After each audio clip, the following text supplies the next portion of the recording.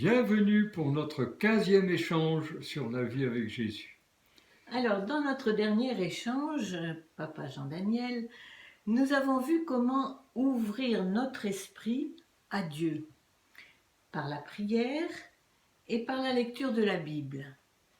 Ces deux moyens de communication avec Dieu sont praticables individuellement. Mais comment puis-je savoir si ce que je comprends de la Bible est juste ? Ça, c'est une bonne question. En effet, parce que la Bible elle-même nous invite à distinguer quel est l'esprit qui nous anime quand nous abordons sa parole, la parole de Dieu.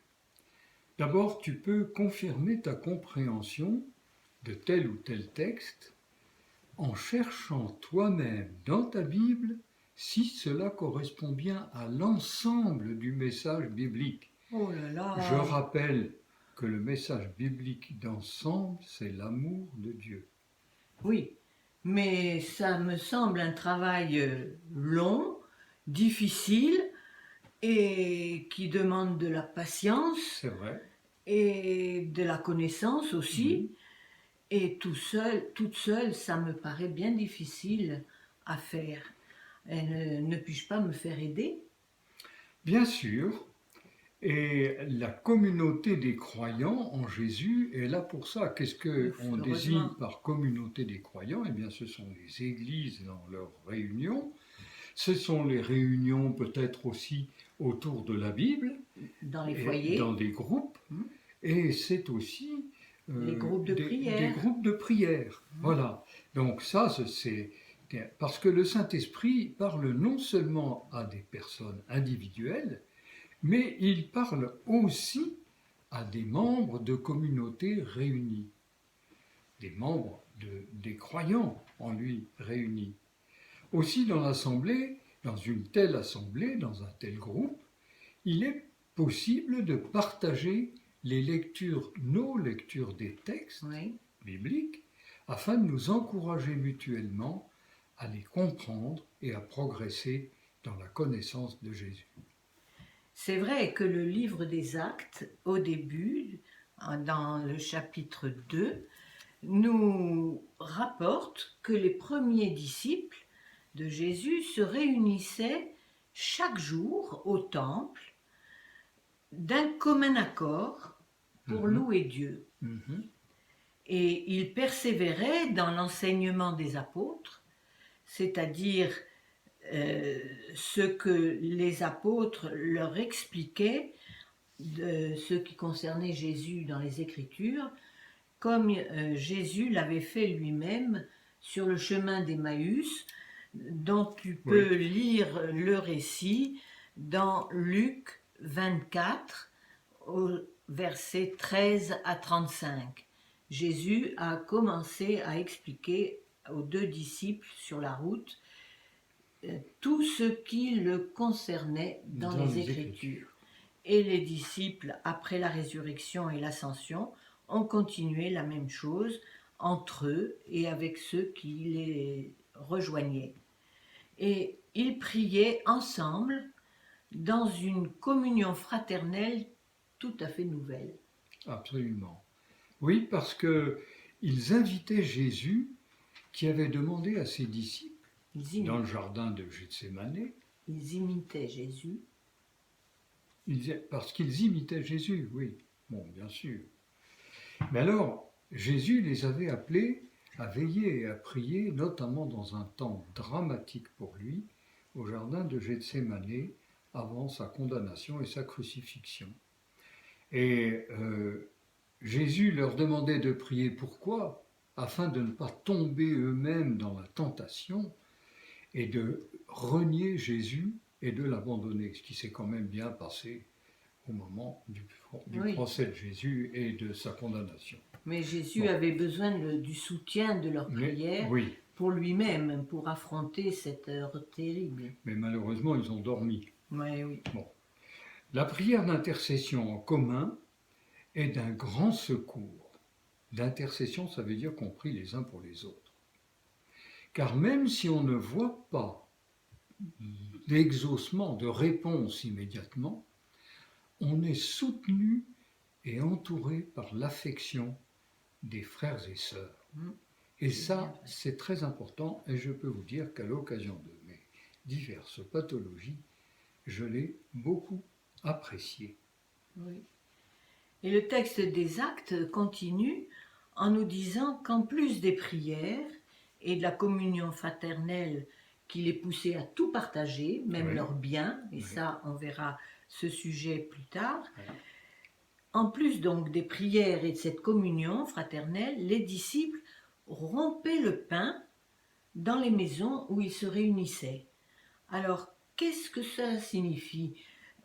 Ils mangeaient ensemble un repas fraternel? Alors, c'est beaucoup plus large que ça, parce que cette expression fait allusion au geste de Jésus qui, à la dernière Pâque, au milieu de ses 12 disciples, a rompu le pain du repas pascal en lui donnant un sens spirituel par ses paroles. Et qu'est-ce qu'il a dit? Il a dit « Ceci est mon corps », en parlant du pain, qui a été rompu pour vous. Et ceci est mon sang, en parlant du vin, qui a été versé pour vous pour le pardon de vos fautes. Jésus a institué ainsi un rite de mémoire de sa mort que les disciples devaient répéter jusqu'à son retour. Ils devaient ainsi toujours se souvenir de ce que Jésus était mort sur la croix en prenant sur lui toutes nos fautes. En participant à ce repas symbolique, nous renouvelons notre acceptation du salut que Jésus nous offre et nous nous reconnaissons comme faisant tous partie de sa famille. Ce que je trouve aussi revigorant pour ma foi, ce sont les moments de louange que nous partageons en chantant tous en chœur les bienfaits de Dieu. Et j'aimerais partager avec toi, cher ami qui nous écoute, un de ces cantiques qui nous réconforte. C'est un extrait d'un chant que tu pourras retrouver sur YouTube, sur la chaîne d'Ebruzgia. Il s'intitule « Ta bienveillance ». Alors écoutons-le ensemble.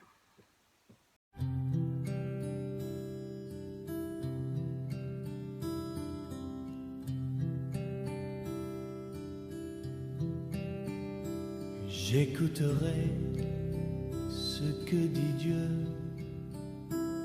car il est droit pour qui l'écoute. Sa paix divine est sur tous ceux qui vont à lui quand vient le doute. Fidèlement le suivre, je veux marcher dans ses sentiers. Il est la main qui me délivre de la folie de mes projets. Ta bienveillance, ô Éternel, vaut mieux que tout ce que j'ai vu. Ma délivrance est sous ton aile, sur le rocher de ton salut. Ta bienveillance, ô Éternel, vaut mieux que tout ce que j'ai vu. Ma délivrance est sous ton aile, sur le rocher de ton salut.